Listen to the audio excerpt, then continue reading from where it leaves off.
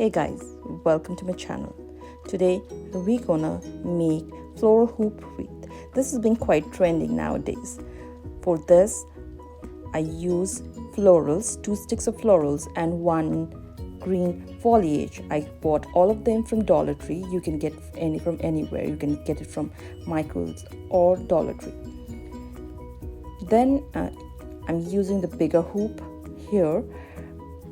Using any cardboard available at your home, just cut a crescent out of the cardboard and glue it using a glue stick to the hoop first.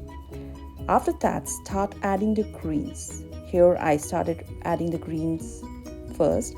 Using the scissor, you can cut the greens and then add. I then added flowers. I'm here using white peonies and cream roses. This goes with the spring colors.